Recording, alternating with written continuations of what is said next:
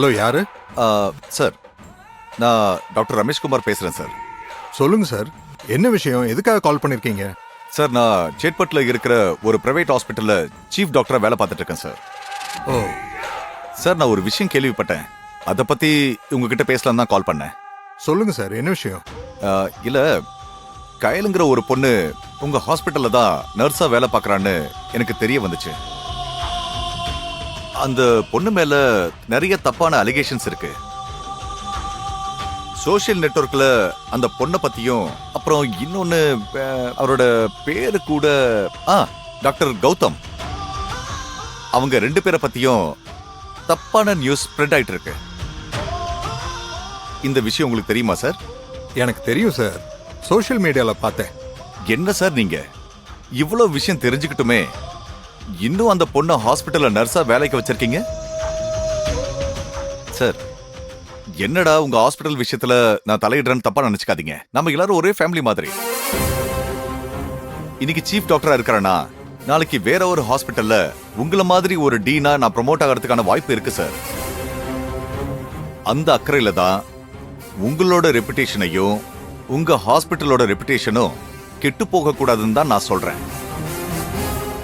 Sir, அந்த பொண்ணு ரொம்ப மோசமானவ சார். அவளை பத்தி இந்த சோஷியல் நெட்வொர்க்ல மட்டும் இல்ல, அவளுக்கு சம்பந்தப்பட்ட சில பேர்கிட்ட விசாரிச்சு பார்த்ததுல அவளை பத்தி கேவலமா தான் சொல்றாங்க. அப்படி இருக்கும்போது ஏதோ ஒரு மனிதாபிமான அடிப்படையில இவ்வளோ விஷயம் தெரிஞ்சும் நீங்க அவளை வேலைக்கு வச்சிருக்கீங்கன்னா நாளைக்கு உங்க ஹாஸ்பிட்டலுக்கும் உங்களுக்கும் பேக்ஃபயர் ஆகிறதுக்கு வாய்ப்பு இருக்கு சார். சார், நான் இத உங்ககிட்ட ஒரு சீஃப் டாக்டர் மட்டும் பேசல, ஒரு சாமானிய மனுஷனா பேசுறேன் சார். தயவு செஞ்சு அந்த பொண்ணை உங்க ஹாஸ்பிட்டல்ல வேலைக்கு வச்சுக்காதீங்க சார்.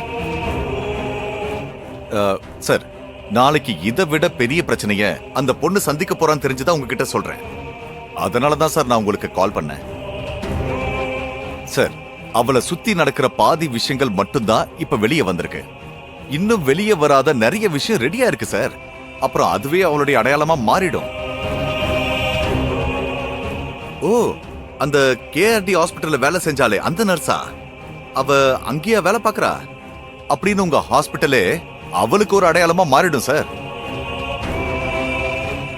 சார், அதனால தான் சார் சொல்றேன், பாரபட்சம் பார்க்காம மனிதாபிமானத்தை தூக்கி போட்டு அவளை உங்க ஹாஸ்பிட்டல்ல இருந்து வேலையை விட்டு தூக்குங்க சார்.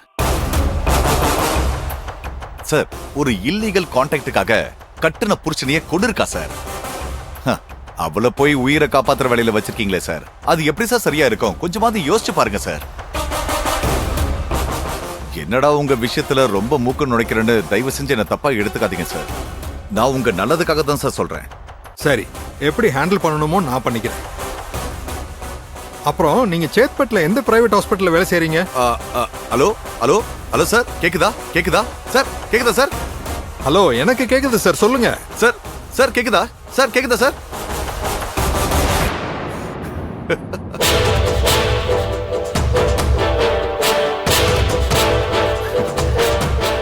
ஏய் கயல், நீ எங்க போனாலும் உன்னை விட மாட்டேன்டி. உன்னை துரத்தி துரத்தி வந்து உனக்கு பிரச்சனைய கொடுத்துக்கிட்டே இருப்பேன்.